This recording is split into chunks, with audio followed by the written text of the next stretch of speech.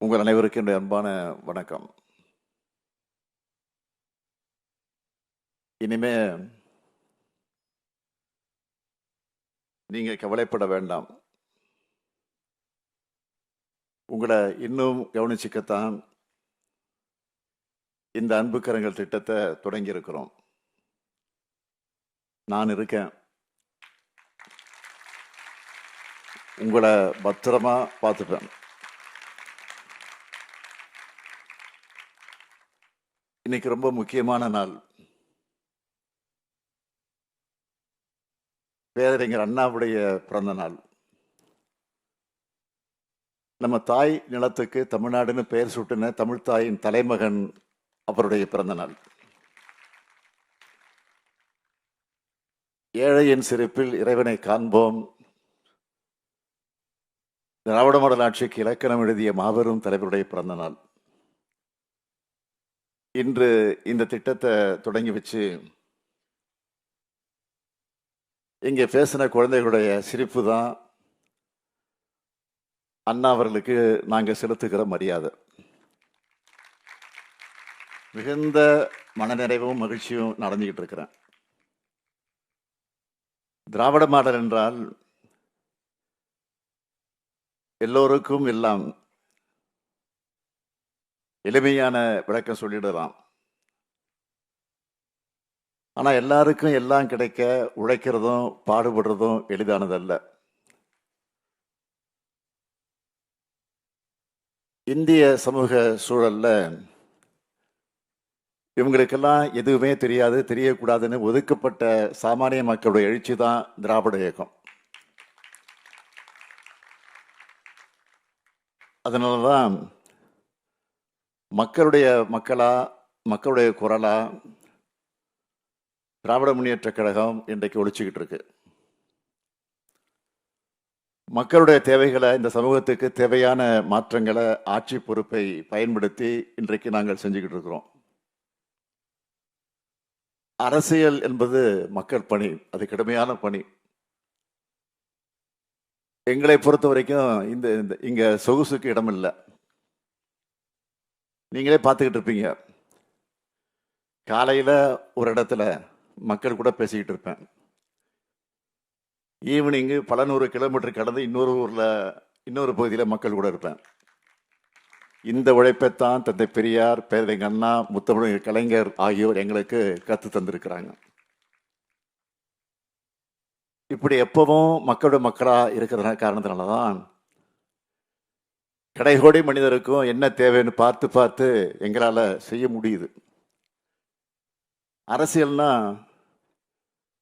பலர் என்ன நினைக்கிறாங்கன்னா, ஏதோ ஆட்சி பொறுப்புக்கு வந்தோம், பொறுப்பை மறந்து பதவி மோகத்துல இருந்தோம், சில கவர்ச்சி திட்டங்களை செஞ்சோம், மறுபடியும் பதவி மோகத்தோட தேர்தலுக்கு தயாராகும்னு சிலர் நினைக்கிறாங்க. ஆனா எங்களுடைய அடிப்படைய பதவி அல்ல, பொறுப்பு தான். அதிகாரம் என்பது சாமானியனுக்காக போராடுவது. இன்னைக்கு தாய் மாணவர் திட்டத்தோட ஒரு பகுதியா இந்த அன்பு கரங்கள் திட்டத்தை தொடங்கி வச்சிருக்கிறோம். இதனால 6082 குழந்தைகளுக்கு மாதந்தோறும் 2000 ரூபாய் வழங்க போறோம். இது என்ன வாக்கரசியல் பண்றதா? காலையிலே பள்ளிக்கு பசியோட வர குழந்தையோட வேதனையை பார்த்தேன். காலை உணவு திட்டத்தை உருவாக்கினேன். இன்னைக்கு 21 லட்சம் குழந்தைகளுக்கு நாள்தோறும் சூடா, சுவையா, சத்தான உணவை பரிமாறுறோம். இது என்ன வாக்கரசியலுக்காக பண்றதா? சமூகத்தோட விளிம்பு நிலையில எண்ணிக்கையில சில நூறு, சில ஆயிரம் மட்டுமே இருக்கிற மாற்றுத்திறனாளிகள், திருநர்கள் ஆகியோருக்கும் பார்த்து பார்த்து திட்டங்களை செயல்படுத்துறோம். இது என்ன வாக்கரசியலுக்காக பண்றதா? இன்னும் சொல்றேன், நம்ம திராவிட மாடல் அரசு என்ன மாதிரியான நெருக்கடிகளை ஆட்சி பொறுப்புக்கு வந்தோம்னு உங்க எல்லாருக்கும் நல்லா தெரியும். கொரோனா பெருந்தொற்று காலத்துல உச்சக்கட்டத்தில் இருந்த நேரத்தில் வந்தோம். ஏராளமான உயிர்கள் பறிபோச்சு. பலருடைய தொழில்கள்லாம் முடங்கி போச்சு. பல குடும்பங்களுடைய குடும்பங்கள்லாம் பார்த்தோம், முதுகெலும்பு இழந்த பலவீனப்பட்டுச்சு. உடனே இந்தியாவுக்கே முன்மாதிரி அரசா கொரோனாவில் பெற்றோர் இழந்த 15,775 குழந்தைகளுக்கு 511 கோடியே 27 லட்சம் ரூபாய் நிவாரணம் வழங்கணும். இது என்ன வாக்கு அரசியலுக்காக பண்றதா? இல்லை.